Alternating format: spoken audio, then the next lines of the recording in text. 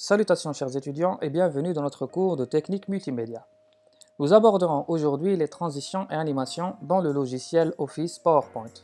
Nous avons vu lors d'un précédent cours comment choisir un arrière-plan et comment insérer du texte, des images, du contenu audio ou vidéo dans notre diapositive.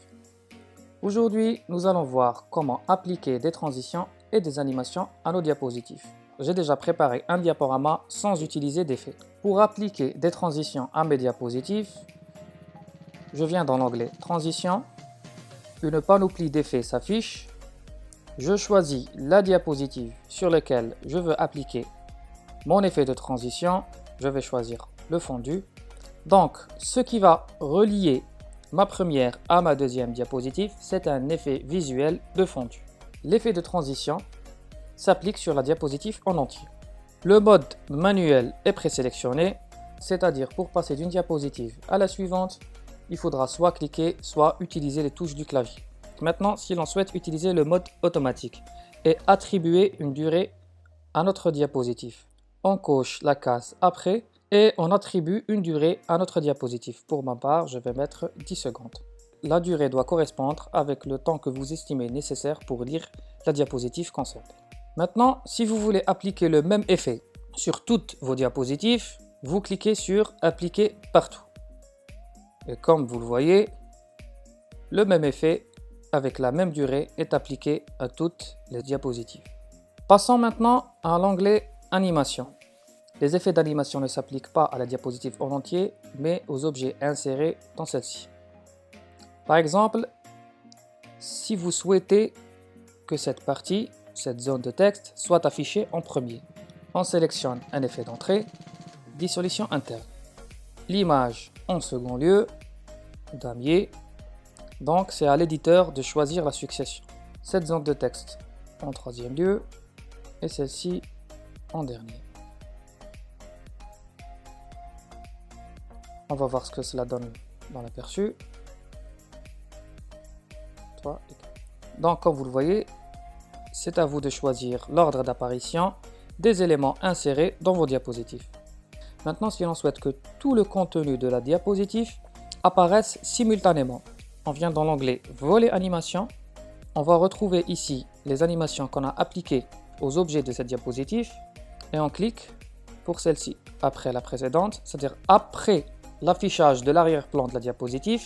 Pour la seconde animation, on va sélectionner avec la précédente, la troisième avec la précédente et la quatrième avec la précédente. On va voir l'aperçu et voilà, toutes les animations apparaissent simultanément. Maintenant, si l'on souhaite qu'elles apparaissent successivement, on a juste à cliquer après la précédente. Et voilà ce que ça donne. Si vous souhaitez éventuellement changer l'ordre d'apparition, vous n'avez qu'à sélectionner et les mettre dans l'ordre que vous souhaitez. Si vous jugez que l'animation est trop lente ou trop rapide, vous sélectionnez cette animation et vous lui attribuez une durée que vous jugez convenable. On va voir ce que cela donne.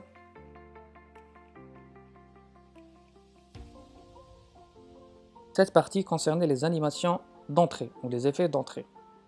Il existe aussi des effets pour la sortie des objets insérés dans nos diapositives. On sélectionne par exemple cette zone de texte, effet de sortie, dissolution externe. C'est le même principe chronologique que les effets d'entrée, c'est-à-dire ce qu'on va sélectionner en premier disparaîtra en premier. Et pour finir, nous allons voir comment exporter ce diaporama en format MP4 visionnable sur tous les supports multimédia. Dans l'onglet Fichier, Exporter, et on sélectionne le format de fichier MP4. C'est enregistré en haute définition 1920 par 1080 et on a ici seconde passée sur chaque diapositive sans minutage défini, c'est-à-dire les diapositives sur lesquelles on n'a pas précisé une durée, la durée de 5 secondes leur sera attribuée. On exporte. Comme vous le voyez, la création de la vidéo est en cours. Alors maintenant, je vais voir le fichier de mon diaporama qui a été exporté en format MP4.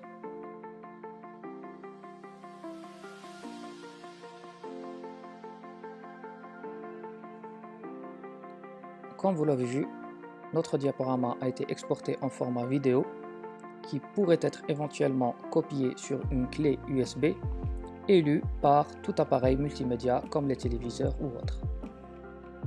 Je vous souhaite bon courage et à un prochain cours.